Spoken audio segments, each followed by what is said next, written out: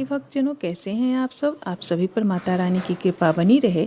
चलिए आज सुनते हैं श्री गर्ग संहिता के माधुर्य खंड के 20वें अध्याय।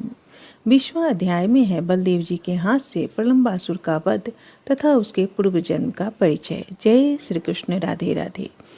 श्री नारद जी कहते हैं, राजन, इस प्रकार यमुना जी का सहस्त्रनाम स्तोत्र सुनकर वीरभूप शिरोमणि मंधाता सौवड़ी मुनि को नमस्कार करके अयोध्यापुर को चले गए। यह मैंने तुमसे गोपियों के शुभ चरित्र का वर्णन किया, जो महान पापों को हर लेने वाला और पुण्यप्रद है।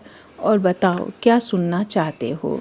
बहुलाश बोले, ब्राह्मण, मैंने आपके मुख से गोपियों के चरित्र का उत्तम वर्णन सुना, साथ ही यमुना के पंचांग का भी श्रवण किया, जो बड़े बड़े पातकों का नाश करने वाला है। साक्षात गोलोक के अधिपति भगवान श्री कृष्ण ने बलराम जी के साथ ब्रजमंडल में आगे कौन कौन सी मनोहर लीला की, यह बताइए। श्री नारद जी ने कहा, राजन, एक दिन श्री बलराम और ग्वाल बालों के साथ अपनी गवे चराते हुए श्री कृष्ण भांडीर वन में श्री यमुना जी के तट पर बालोचित खेल खेलने लगे। बालकों ने बाह्य वाहन का खेल करवाते हुए श्री कृष्ण मनोहर गवों को की देखभाल करते हुए वन में विहार करते थे। इस खेल में कुछ लड़के वाहन, घोड़ा आदि बनते और कुछ उनकी पीठ पर सवारी करते थे। उस समय वहां कंस का भेजा हुआ असुर प्रलंब गोप रूप धारण करके आया। दूसरे ग्वाल बाल तो उसे न पहचान सके, किंतु भगवान श्री कृष्ण ने उसकी माया छिप न सकी।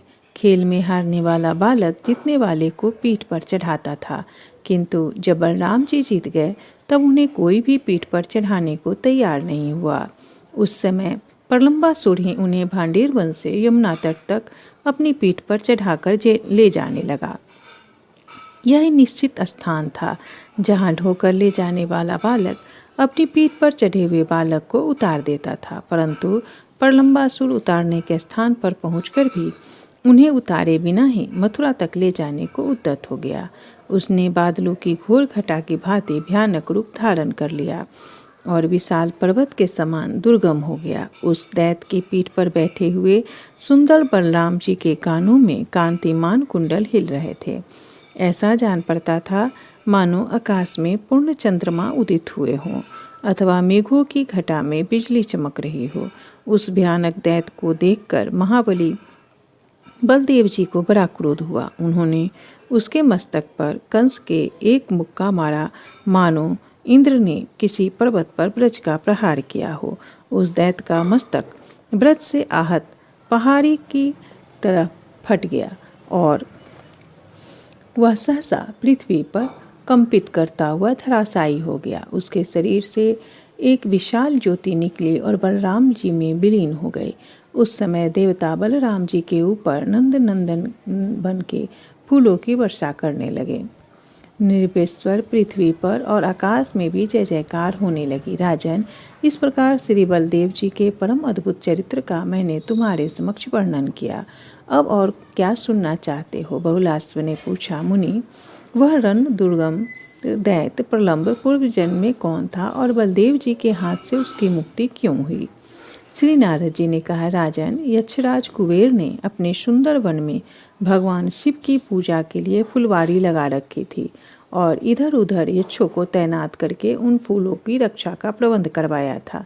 तथापि उन पुष्प वाटिका के सुंदर और चमकीले फूल लोग तोड़ लिया करते थे। इससे कुपित हो बलवान यक्षराज कुबेर ने यह श्राप दिया कि जो यक्ष इस फुलवारी को फूल लेंगे अथवा दूसरे जो भी देवता और मनुष्य आदि फूल तोड़ने का अपराध करेंगे, वे सब सहसा मेरी शाप से भूतल पर असुर हो जाएंगे। एक दिन हुहु नामक गंधर्व का बेटा विजय तीर्थ भूमियों में विचरता तथा मार्ग में भगवान विष्णु के गुणों को गाता हुआ चैत्ररथ वन में आया। उसके हाथ में वीणा थी। बेचारा गंधर्व सांप की बात को नहीं जानता था, अतः उसने वहां से कुछ फूल ले लिए। फूल लेते ही वह गंधर्व रूप को त्याग कर असुर हो गया। फिर तो वह तत्काल महात्मा कुबेर की शरण में गया और नमस्कार करके दोनों हाथ जोड़कर धीरे धीरे श्राप से मुक्ति के लिए प्रार्थना करने लगा। राजेंद्र तब उस पर प्रसन्न होकर कुबेर ने भी वर दिया, मानद, तुम भगवान विष्णु के भक्त तथा शांतचित महात्मा हो, इसीलिए शोक न करो। द्वापर के अंत में भांडीर वन में यमुना के तट पर बलदेव जी के हाथ से तुम्हारी मुक्ति होगी, इसमें संदेह नहीं है। नारद जी कहते हैं, राजन, हुहु का पुत्र यह विजय नामक गंधर्व ही महान असुर प्रलंब हुआ और कुबेर के वर से उसको परम मोक्ष की प्राप्ति हुई। इस प्रकार श्री गर्ग संहिता में माधुरी खंड के अंतर्गत श्री नारद बहुलाश्व संवाद में प्रलंब वध नामक 20वां अध्याय पूरा हुआ। जय श्री कृष्ण।